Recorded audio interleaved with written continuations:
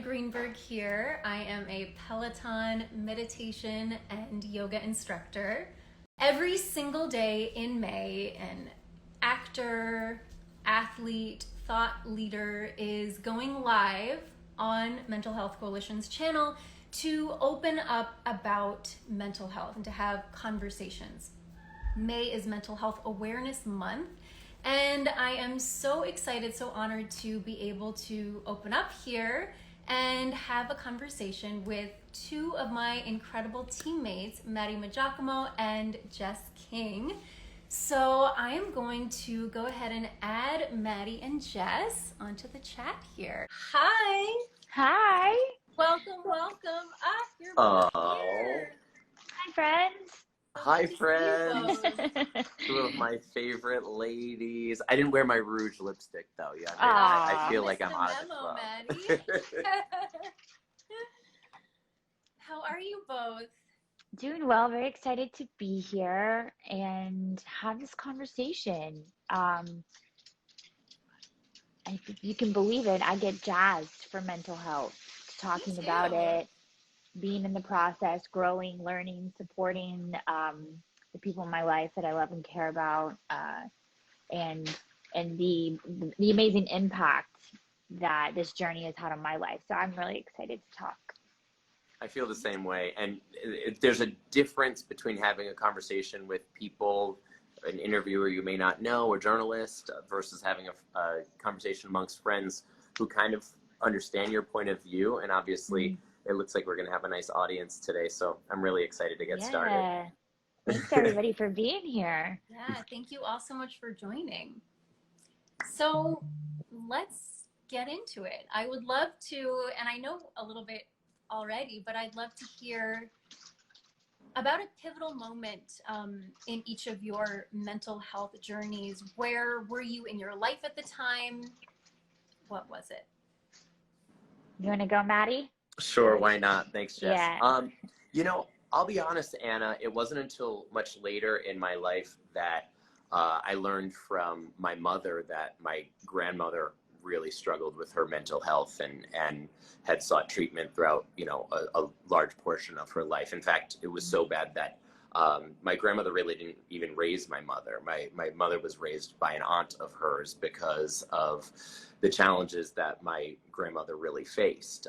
So it wasn't until later in life that I realized that this was something that, my family had a history of.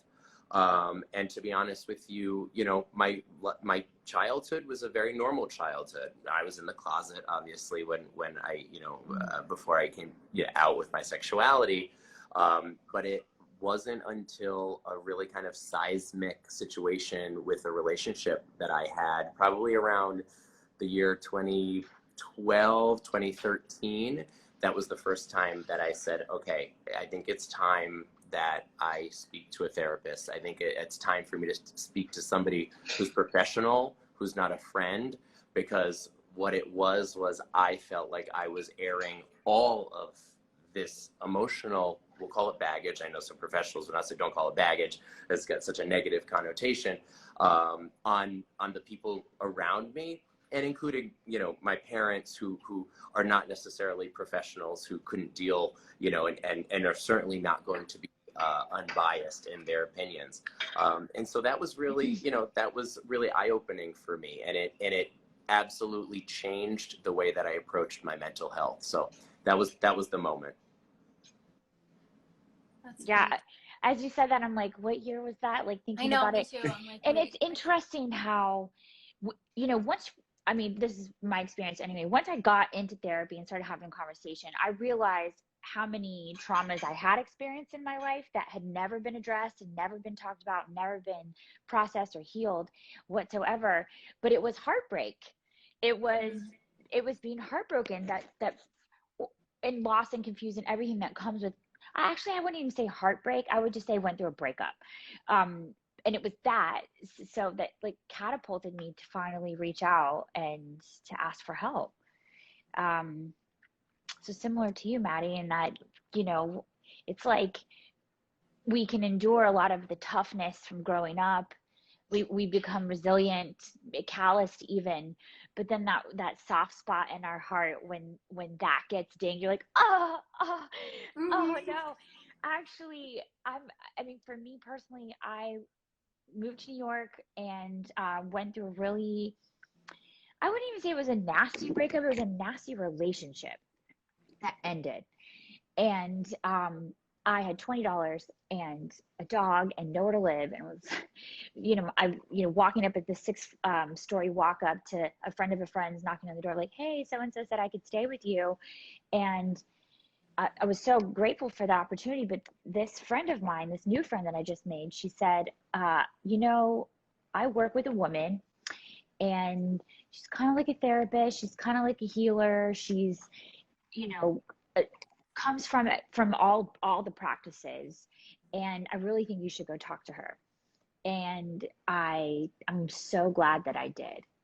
I'm so glad that I did, because I was made to believe, I guess the stigma around therapy is that you have to have something really, really wrong with you, or like Mhm. clinical, in order to need it.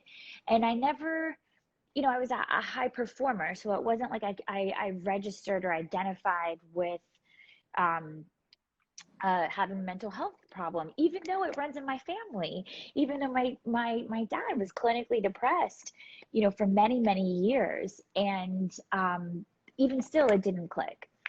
But once I got into that conversation, um, let myself be vulnerable, let myself be a beginner again, start talking about the things in my life that had been, really hard to process, or unresolved. My anger, I had like a major anger thing going on. Um, and yeah, I finally reached out, and my life radically changed. I mean, radically changed. The notion of loving myself was so foreign, and the idea and the concept of shame, and being so trapped in this really Ugh. vicious shame cycle, you know, um, and I mean, now this woman, the therapist that I work with, she works with everyone in my life, like Amazing. everyone. I'm like, oh, you need to go see, and then you need to, and then, and like, it's actually a gift that I give a lot of the people in my life. I'm like, hey, I know this might be an expense for you, or you might be afraid. I would love to gift you 3 sessions, and it's something I've done. I mean, don't tell Sophia, but like when we first started dating, I was like, okay, so it's make or break. You either go to therapy or we have to break up. So that's how that's gonna go.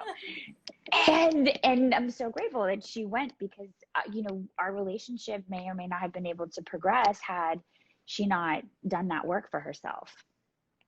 Anna, how about you? How about you? Will you share? I will share, but first I just want to say how much I love, Jess, how you said, that you both went through these breakups that were kind of the catalyst for change in a way. And it was that softness, that opening of your heart. And I think that, a lot of times we're so afraid to get vulnerable, or to fall apart. Um, there's a poem by Cynthia Ocelli, I think, where she talks about like a seed, and how, like, if you were to see the birth, the growth of a flower, you would think it was like complete destruction, but it's actually just growth. Mm. And a lot of times we just have to get to that point where we're broken, and there's nothing to be ashamed of, to be at that point. It's hard to be there, but it's actually a beautiful beginning as well. And I feel like I've had so many rebirths in my life. The crash and burn is thankfully getting like less and less awful as I get older, and as I have more tools and support to lean on. But and it also might just be that I'm kind of able to now embrace those moments that things fall apart, and it's like, okay, this is the time to let go of what didn't work, to process, to integrate, and to grow, to become the next more evolved, more true version of myself. So I really love that you both kind of had that experience. Mm-hmm. Okay, so to share about my story, and I've certainly had my fair share of breakups that catapulted me into a lot of different areas of difficulty and growth. But I really struggled with depression since I was a teenager, and I mean, it's still something that I navigate and deal with day to day. But I really was in a cycle with it where I didn't get a handle on it until I was in my mid-20s, and it wasn't from any particular event or thing. There was nothing I could really point to understand why I felt so hopeless and so sad, and just like everything felt impossible and so difficult. And I felt a huge amount of shame about that. Because I'd be like, you know, what is wrong with me? Like, that I don't have a reason for this, but I can't, you know, I can't live, you know. I hit a point where all the coping mechanisms that I was trying to lean on, some very unhealthy and some healthier, just weren't working. And I went to my mom and my therapist, and I said, I really want to give up. Like, please, like, help me. And my therapist suggested that I check myself into the psych ward at a hospital, and it was the best thing for me. You know, it really showed me, I got the support that I needed, the tools that I needed. It was scary, but, and it also showed me how much I really did not want to give up, actually. You know, I saw what that would look like, and I was like, wow, I do care. And that was a very pivotal moment. Just that understanding, that innate understanding that I actually do care, and I do want to have my life and all the magical, wonderful things in it, from the bad to the amazing. So it really was from that point that I began healing, that I began really regrowing and seeing everything very differently. I just want to thank you for sharing that. Seriously. Yeah. But I do want to acknowledge two moments in that story. One of them is that, you know, oftentimes we want it for somebody else. We want our, you know, mother, daughter, sibling, somebody we work with, friend to go get help, to reach out and ask for help. But it's not until, most of the time, it's not until we arrive to that place within ourselves. So true. You know, when we get so, and this goes not just for, you know, reaching out for mental health. This really kind of goes across the board, right? It's when we just get so tired of our own BS or whatever's going on that we're like, okay, this must be my rock bottom, or whatever you want to name it, but you finally do that thing. So I just want to celebrate you for reaching out and even getting to that moment that, you know, probably was really scary. It was quite scary. Yeah. It was. So that's really huge. And also, what a powerful truth to have tapped into, and reclaimed, basically saying, like, I do want this. I want the wholeness of it too, not just what I think it should be, but what it actually is, the light and the shadow and the two sides of it. I want to live my life. I mean, just really powerful moment. It felt like a real cosmic shift. And, you know, something that I also want to just mention and kind of bring to light, that I think, you know, there's such a stigma around mental health issues, you know, the full spectrum of it. But it really just is health. Mental health is health. And, you know, whether something happens that makes you feel like you need support, or nothing happens and you just need that support, it's like we take care of ourselves in other ways that we've deemed, you know, acceptable. Like, we brush our teeth every day, we go to the doctor, you know. And mental health is the same. It's the same thing. We've all got brains and feelings, and we've all got it, you know. Take care of that. I have to say, I was really not to be too hard on myself, but I was really disappointed in myself that I didn't seek out therapy until later in my 20s, where I had a personal trainer for, you know, almost a decade. I did not put the two together, to your point, Anna. It was like, oh yeah, it's my body. You need to take care of your body. Not really truly realizing that my actions, and not really totally understanding what the catalysts were and the feelings. We've had an offline conversation about, I call it my inner gremlin, and Jess calls it something. Jess calls it something else. It's a saboteur. Yeah. Mm-hmm. And that's exactly what it is. And there can be a lot of them too. They can be, right. One, and they right? look Different personalities. Different. Yeah. And this is what you do. I like to journal and draw what my gremlin looks like that day, because it's kind of agender. Some days it's a girl, some days it's a boy. It's just a monster. Yeah.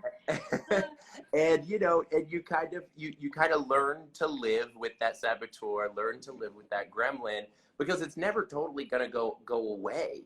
And if you can learn how to tame it and acknowledge that he, she, they are there, you're like, hey, listen, you got to shut up today, because we're gonna have, today's gonna be a great day. Get with the program, gremlin. There's so many different ways to engage with the gremlin. Personifying it, drawing it is actually a really powerful tool and step, because then immediately you're able to acknowledge, oh, this isn't me. Mm-hmm. Oh, I love that. Right? This is not me. Right. You are not your thoughts. This is an energy. This is a personality. This is a mood. This is a pattern. You just can recognize that it is not who you are. And then at that point, then you can actually have a dialogue with it. And this is a tool that I learned through my therapy, and also becoming certified to become a life coach. This is a huge part of the life coaching practice, where, for me, my gremlin, I hated her. And it's, when I say that, I detested her. I get it. And yeah, but like, in not being able to separate it from me, but like saying to myself in the mirror, like, ugh, right? Like, I hate this version of you. It's hard to admit that. It's hard to remember that was like a real thing. So needless to say, I didn't like this thing. I was happy to be able to name it saboteur, gremlin, hey, thing that hijacks my joy. But then learning to sit down and say, well, actually, what is it that you do want? What is it that you're trying to say? Because in terms of wholeness, that gremlin, that saboteur, is part of your wholeness, whether we like it or not, and it has value. And in fact, I came to find out that it always had a message for me. Something very simple, like, hey, stop throwing me out. Like, just invite me, I'll behave. Acceptance is huge. Or like maybe there was like a creative thing, or maybe some it was trying to warn me that something somewhere, someone somewhere was threatening my values. Right? So it's easy to cast it out and say, no, you get in time out, like, you have no place here, you're messy. But the next level of that journey for me was being able to sit in the discomfort of being face to face with this part of you, and really, really having to remind myself, like, I am not broken. I am whole. I was born whole. Yeah. I am not broken. And that there's an energy here that I can't ignore anymore. And I also want to add that, mental health, it really does make you think about your brain and your head. But so much of, again, in my experience, what causes mental health to become unhealthy is our emotions. And not necessarily having an EQ or developed enough relationship to our emotions to know what they mean or acknowledge them at all. So, yeah, I don't know if that is, I don't know how people really receive mental health and what they think about when they think about mental health. But I know that if I'm going to be someone to talk about it, then it's important that we say that emotions are here and they have so much value, and our traumas and our history and our past and our patterns, our conditioning, our wiring, and our feelings are all variables that make up the decisions that we make, the way that we choose to live our life, and ultimately our mental health, our physical health, our health. So it's just important. I'm in a wheelie chair and I get so excited now that I'm like all the way up on the screen.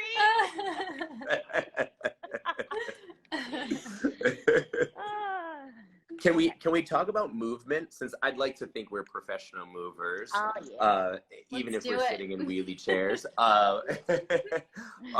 What is your relationship to movement and exercise and fitness and mental health? It's a big one. I mean, I just spoke for a while, so I'll pass. Okay. It, but I definitely have answers. I mean, movement for me is a huge, huge support to my mental health. It's completely goes hand in hand with mental health. And yoga and meditation are really, but actually first yoga, the movement was really key to me, to feeling whole and to feeling enough in myself and integrated enough in myself that I could actually start to, you know, process things and look at my feelings and have some perspective. So for me, when I feel, you know, when I start to feel like very disconnected or in crisis, I often feel like, and I've used this image before, but it's really describes exactly how I feel, which is that I've got like a helmet on with just mirrors inside of it, and like all I can see is myself, and like but not my real self, just like all this problems, you know, everything that's wrong, and I feel very disembodied and like things are fractured. And when I get on my mat, or really even just move at all, to be honest, when I get moving and connect with my breath and with my body, it's like the helmet comes off, I am pulled into myself, and I also become less important in a really nice way. I feel connected to something, you know, greater than just my small self. I think it's like my greater self. And everything just feels more possible. Things that felt just completely impossible feel like, oh, you know what? I can just do that now. Or maybe I can't, and that's okay too. Wow, that resonates so much. What about you, Matty? You know, I have to say, I first found fitness because I felt bad about my body, because I was not a fit kid. I was the kid, you know, I wanted to stay inside and play video games all day. And my father was my basketball coach, and on Saturday he'd still have to grab me by my ankles to get me in the car to go. So like, I always had a kind of disenchanted body image, and so when I finally got myself to just move my body, just to be active, I didn't want to be competitive, and I'm still not even all that competitive, but I wanted to get to a point where I was like, okay, I know I need to be healthier, and it immediately changed when I realized that not only was I changing physically, but it was what was up here. So truly, even before I ever stepped, you know, foot into a therapist's office, the gym became therapy, and running became therapy. I was so afraid of it initially in my life because I didn't want to be like, you know, I was always the last one picked on the kickball team. I didn't really want to be, I didn't really want to be I didn't even make it on the basketball team, but I knew, like, even in these, you know, on these sports teams, I really couldn't be myself. I didn't want to do like locker room talk with the boys because I would have rather hung out with the girls. So initially I was afraid of that environment anyway. And so that was my blocker. That was like, oh no, this isn't for you because you're not comfortable here. Once I found it and saw the physical effects, great, awesome, like thought that was the primary reward. And realized, no, that was like the side effect, like the fact that my body started to look like a man's for the first time, like, wow. But what happened mentally was what really changed me. And to this day, and actually it's, you know, the timing is pretty impeccable. Today we dropped our mood series. I don't know if we should even plug it, but we should plug it because it's amazing. Yeah, definitely. It's amazing, and it's certainly the first time I've ever cried on camera. It just moving your body and being able to experience feelings. You don't have to solve anything. Just allow yourself to feel. And there's something about there's one thing about laying in bed and pulling every blanket over your head versus going out for a run. You got to scream into the wind. You scream into the wind. Jess and I talk about magic a lot. There's magic in there. I don't know. It is supernatural, but it helps. It really truly helps. Well, there is a physical intelligence that we're aware of because we can feel our heart beating and breathing, and when we cut ourselves heels and you're like, wow, that's cool.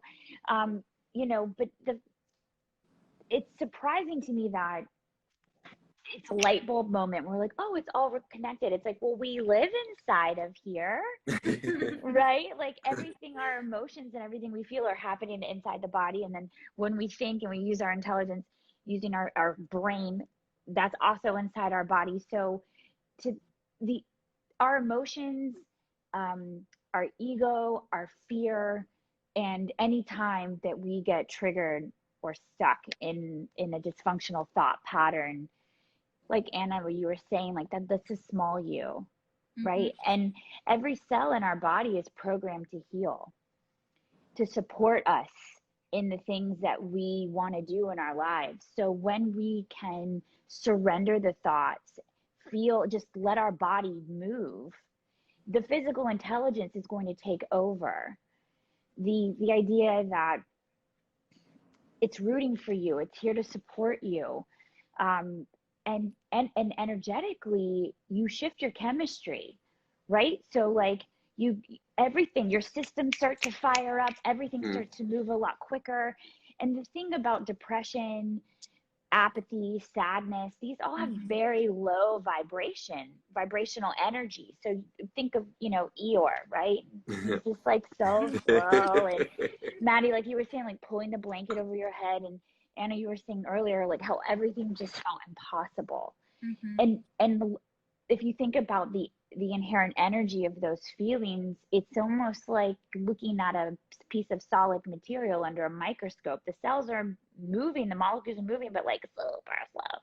But then when you feel charged, whether it's because something made you angry and propelled you into a higher vibration, or you drag your ass to move, right? Like you get yourself into movement, then suddenly you are in a higher vibration, and you can start to think more clearly, feel more clearly, know what's more true. Who am I? What is it that I want? And all the benefits that come from endorphins and feeling good and accomplishing things that you get in a workout. For me, I grew up as a dancer, and I would not have survived my youth had I not had this art form that was both, highly physical and athletic, and also emotional, right? Because you bring the art piece to expression and creativity. And so I had a place to put all the ways that I felt. Dance for me was my therapy. It was my outlet. It was my safe place. It was where I would run when the world was too much and too intense. So I'm so grateful for that practice, and that my parents, really pushed me to fall in love with movement. And I believe that's why we all have ended up where we are, right? Because we're like, we believe in this so much. Yes. So we want to dedicate our whole life to sharing this message and being, leading others through this journey, because it can radically change your life and damn near save it. Jess, how, and Anna, both of you, I want to know, like, how do you get somebody over the hump? Like, how, if somebody just, if this has not been a way for them to cope, or a way for them to improve upon themselves, they've never moved, like, how do you get from here to there and get them to the realization that, like, oh wow, this is more secret sauce, this is something that I need? I would offer a few tips. first of all, and the reason I fell in love with yoga in particular is that movement can be just for you. It, you know, you don't have to look any certain kind of way when you're doing it. Like, it's just about connecting, feeling your body, feeling good, move in a way that feels good to you. Put on music, get a friend, go to a class alone. Connecting through movement is so huge, and I think I really like. I mean, even if you just tune in to the Peloton app and you see other people on the leaderboard, like, there's something about knowing that there's a community moving with you. I think that is really helpful. When I don't want to get going, that's what I do. Yeah. I think the buddy system is so powerful. It has been a real joy and honor in my life to be that buddy for a lot of friends of mine who really struggle in this category.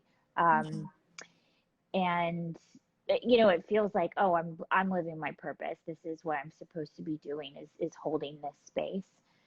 But you know, I think also fitness industry has made movement intimidating. You know, For sure. And so that it can be overwhelming, especially if you have, like, you know, people in the front row, they know all the moves and you know, Right. So I think that's one of the beautiful things about Peloton is that, yeah, you are moving with a massive collective. I mean, we're millions at this point across the globe, so you're never alone. I mean, you could get on in any class almost 3 o'clock in the morning, there's going to be someone on that live leaderboard, which is really mind-blowing, you know. But you also have the comfort and the safety of doing it in your own home, you know, so that it can be your practice, whether you're doing yoga or your strength training, you're riding, or doing dance cardio, whatever it is, meditation even. I think meditation is so important. I mean, so important. But it's a hard question to go back to it. How do you get someone to do it? What are some ways to do that? Because I genuinely believe that individual has to arrive there on their own. And then at that point, hopefully they'd be able to, like, talk to somebody, be like, okay, this is design an alliance. Okay, this is, would you help me? Would you be here? Can I go with you? What should I do? You know, but get to that point. Also, one of the things that has been really important for me to learn is how to engage with someone who is in crisis, how to communicate, what not to say, really learning how to be empathetic and what it means to just hold space. You don't want to further trigger the individual by trying to pull them up out of where they are, making them feel like that's wrong and bad and you need to be fixed and I know the answers. When oftentimes we just want to be heard. We just want someone to hear us, to listen to us, to know that we're there. And I know in my own mental health journey, in my own practice, one of the most powerful things I ever learned to do was say to myself, I love you no matter what. I'm right here. I'm here. In those moments when I'm like totally spiraling, or you have the helmet on, that it's like, I'm not saying you have to take the helmet off. I'm saying, I love you no matter what. And that was a radical, I mean, just powerful for myself. And so that's what I extend to my friends, my family, and our members as well. Like, I think I recently said that in a class. I say it all the time. Like, can we invite our doctor on?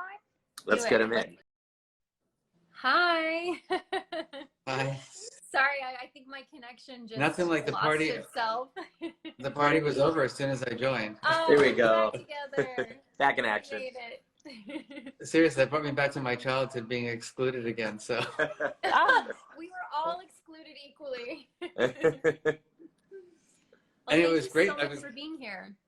Of course. And I was, as I said before we got disconnected, I'm a huge Peloton fan, and I'm inspired by all of you, what you've been talking about. It really is the intersection of, emotional health, my research is on emotional intelligence and why feelings matter, and physical health and exercise. And, you guys, I think what struck me the most is that everybody has a story. Everybody's got a story. And there's no good story, there's no bad story. It just. Oh no. Oh no. Mark, come back to us. Mark, come back. We want to hear your story. Oh, bummer. Well, we could keep Good going. Maybe he'll jump back on in a second. Yeah, hopefully. Okay. I was gonna say before he was just popping in, like the last little tip I was gonna say about, Jess, to your point, was just be curious for folks that really don't know what it is. Like to go back to my story about like not loving basketball, or even it took me 2 like full tries to fall in love with running. And again, it wasn't until later in life that I fell in love with running. So it's really important that you stay curious and try a lot of different things. It might not be cycling, it might not be yoga, it might not be running, it might be fencing, so that's a good way to like fall in love with it. And then also understand the intention for why you're getting into it.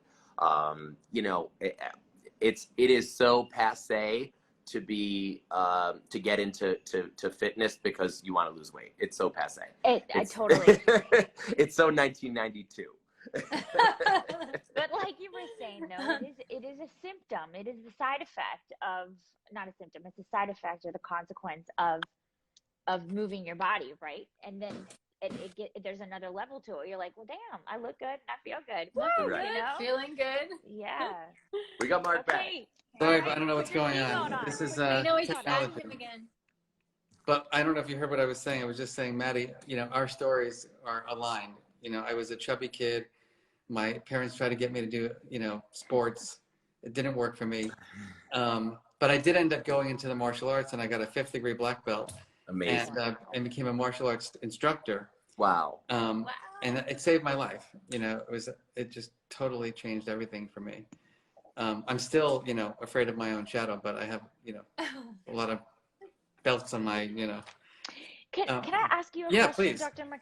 How would you say that discipline plays a role in mental health or caring for your mental health? Because, you think about martial arts, then it's so much about the practice of discipline and the ritual of going through, the bowing and the things and the all. I'm sorry if I'm not paying it the respect that it deserves. Same thing with dance, right? Like learning techniques, showing up for class, fitness in and of itself. That you have to create discipline to show up, stay committed, to get to where you want to go. And so how does the piece of discipline in and of itself play a role in mental health? Well, one of the areas that I study, it's called emotion regulation, which all of you know about because you're doing it every day. And the thing that stuck out to me the most, from what you were all talking about, is that we have so much negative self-talk. You're too fat, you're too skinny, you're too tall, you're too short, you're too dark, you're too light, your nose is too big, it's too small. I mean, it's endless. And you don't have to get a master's degree in psychology to learn how to be mean and cruel and unkind to yourself. And so many of us, grew up in environments where we were programmed by all that. Like I know I did, I had a lot of bullying problems growing up, and it was just, everything was negative. And then you start believing it. And then you start rehearsing it. And it becomes the way you see yourself. And so when you talk about discipline, I firmly believe that positive emotion regulation, healthy emotion regulation, is something that has to be explicitly taught, like from really early on. And it's got to be practiced, and you got to get feedback. Like, is it working for you? Are these strategies helping you to exercise more? Are they helping you to have good relationships? Are they helping you have that well-being? And I think the first step is that positive self-talk. Like, self-criticism never works. It just doesn't. It activates neurochemicals that are not good for our physical or our mental health. And so the answer to your question is a long one now.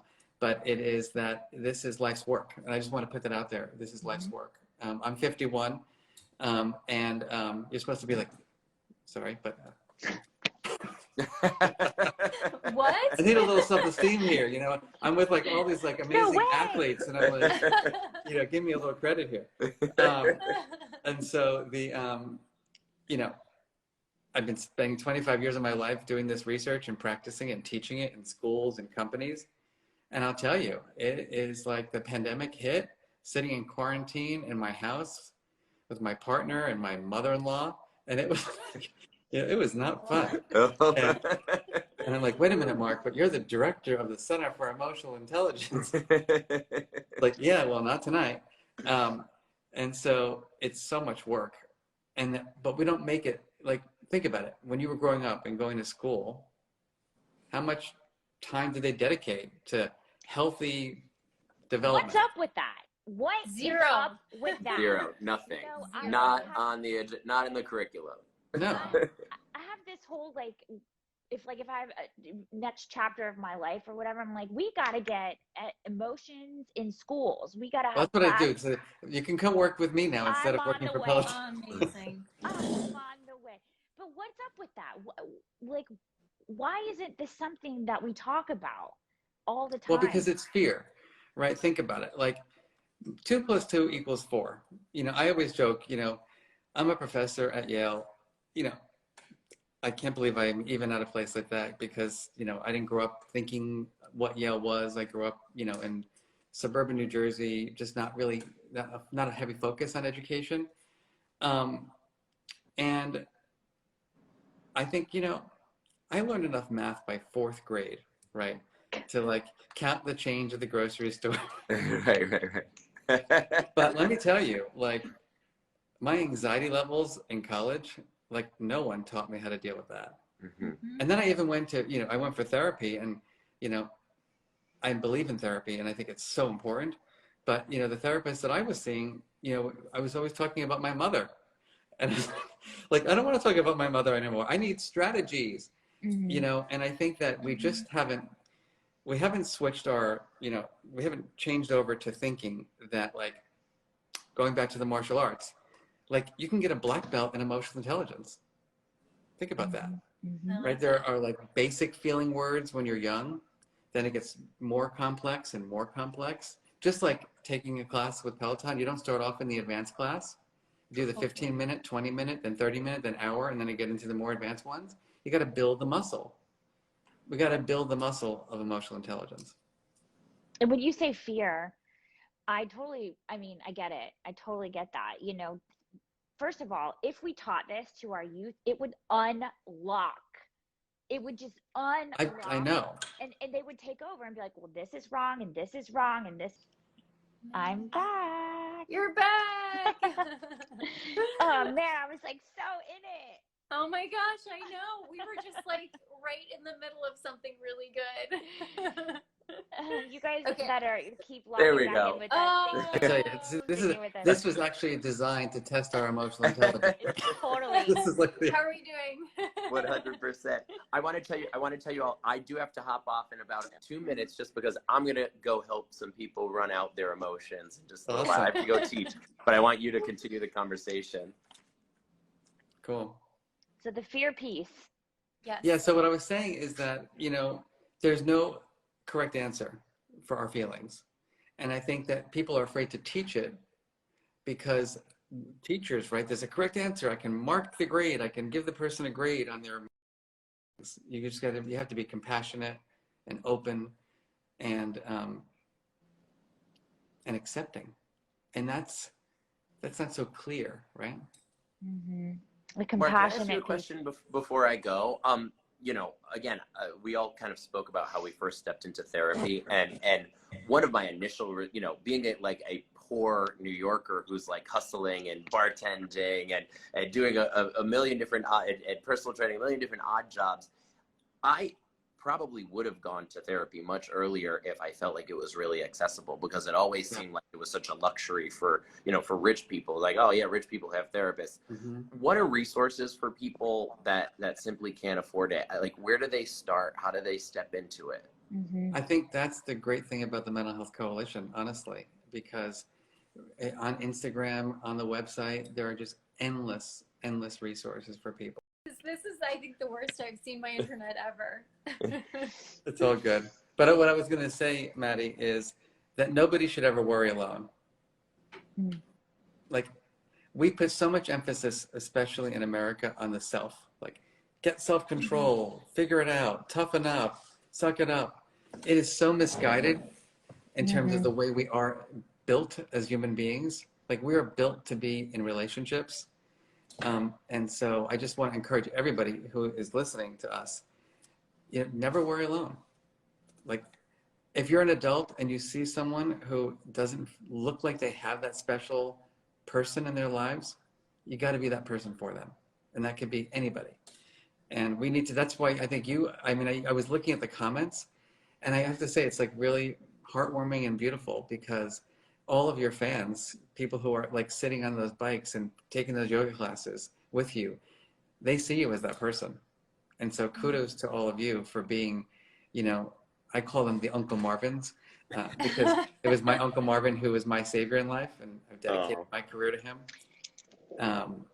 And so thank you for what you're doing. And I would just say to those individuals watching now who are fans of ours that ride with us, I get a lot of comments and DMs saying like your classes are like therapy.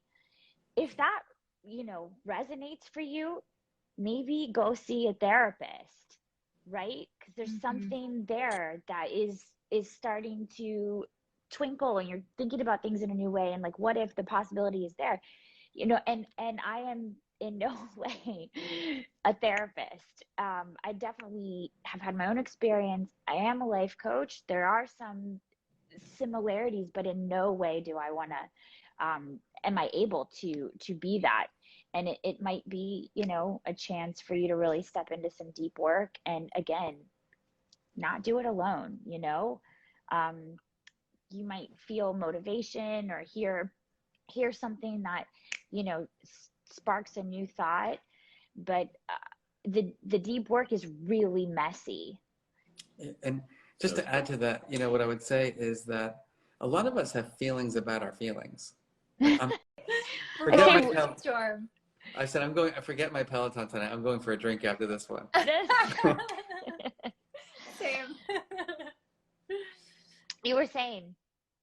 I can't, I'm all anxious and I forgot what I was saying. Well, it was just, I guess just to follow up on what you were saying about, we wake up, we have feelings, we go to here, we have feelings. And I think what happens is we become attached to it always, us thinking that it needs to be a good feeling, or it needs to, have a high vibration or be happy or pleasant. And realistically, we ebb and flow. And I move across my spectrum of emotions, probably all of them every 30 seconds. I'm never in one place for very long, especially in a day. But there's good news in that, right? So like when you feel low, or it feels, like it sucks and you want out, there's a way out. And what we do is we move, right? We move so that it can move us out of it. But that it's not forever. This too shall pass. Well, and that's all, by the way, and that's the thing about all feelings, so we get overly attached to the pleasant ones, right? And we want to like hold on to that joy because, I want that joy, but the joy doesn't last forever either. Right. And so all of our emotions are temporary. And so I would even argue that the joy lasts for less time, because we're not in the practice of feeding it and holding on to it. And it's sometimes for me, those moments of pure joy have been so overwhelming that I'm like, oh no, I need to sabotage this. This is too much. But I try to be in the practice of it. Like, it's here. Okay, how long can I be here? How big can I make it? How bright can I get it? Can I put it to everywhere in my body? As a way of reminding myself that when it feels low, or I'm sad or anxious or fearful, that I, remember that I do have a practice of joy. And I feel like so often we have such a practice of being in our fear and our anxiety and our stress and our depressive states, that we don't practice being in the joyful ones when they show up.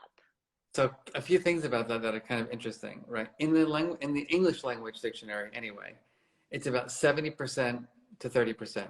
We've got a lot more words to describe our negative, unpleasant feelings. So we've got 25 words for anxiety, right? And we have fewer words, you know, for our positive emotions or pleasant emotions. But what's important, I think, about that is that when we experience unpleasant feelings, everybody wants to solve it, right? There's a problem. Right. But we don't tend to want to help people maintain their pleasant feelings, right? Because ask me how I'm feeling. How are you? How are you Just feeling? Oh my gosh, like this odd mixture of anxiety and despair, right? And you're like, right? Yeah. You're like, how Ask can me I fix again. that? Yeah, exactly. Ask me Yeah. again. Ask me again. How are How you you feeling? Fantastic. Great. And that's it. And then you move on, right? It's like, Yep. Oh, yeah. yay. You don't say like, tell me more. I'm really curious. We tend to just let the positive ones go. And we kind of dive deeply always into the unpleasant ones. And one take-home advice is start asking people to explain more about what makes them feel joy and excitement. Yeah, It's interesting to learn about that. definitely. And if you can, you know, also get into a practice of that with yourself. I know journaling is really important for me, to even be able to feel into how I'm feeling. So often we're just like, I mean, I know I am so caught up in like my to-do list and all the things I have going on. I remember my girlfriend asked me the other day, she goes, how are you feeling? I'm like, I have no idea. I generally have not felt into it. And then when I did, it was like this like flood of emotion, you know? I have a cheat sheet for you. So I have this whole tool. It's called the mood meter. Yeah. And so there are 100 words cheat sheet. And we actually have it on, we have a mood meter app, and we've got it on Instagram. And it's the idea of teaching people, you know, how to take everything that's going on inside that we've never been taught to articulate, and like just, okay, yellow, high energy, pleasant feelings, happy, excited; green, calm, content; blue, sad, lonely; red, anxious, angry, and just find a way to map it out. Yeah. Because what we find is that when you have that language, you can communicate, you can get the support you need. Right. Think about when you don't have the language to describe how you're feeling. What is your like? So you know you got your exercise, right? But you know you're away and your Peloton is not there. So what's your go-to other strategies for helping you just deal with the stressful aspects of life? I journal. Okay, that's one. We gotta just like give a virtual hug and say, Yes. have a great life. Here, let me just grab Jess, and we will do our closing comments. But as Jess just hops in, What's your one strategy? thing, yeah. Well, I mean, movement is huge, but something that I rely on heavily is mantra meditation. Sometimes just sitting with nothing is really, really difficult, and having something to hold on to with my mind. One of my favorite ones is I am here. Inhale, I am here. Exhale, this is now. And it just reminds me that, you know, I'm here, and this is right now. It's this moment. This too shall pass, but I'm gonna just drop into it, and that's been extremely helpful for me to get through many difficult moments. You know, I have one very similar. I learned, obviously, because of what you do, you know, Thich Nhat Hanh. And so 30 years ago, I read one of his books. And whenever I'm like in a place where I'm like overwhelmed or I feel like I'm going to like freak out, it's a 4-part mantra. And it's in, out, deep, slow, calm, ease, smile, release. And I just repeat that. And honestly, it's like if I'm ruminating before I fall asleep at night, I'm like, in, out. I do it with my partner. I'm like, in, out. And I have to be honest, it really, really makes a difference. It's amazing how things can shift. Well, I think we'll end on a good is note a huge one. before we cut out again.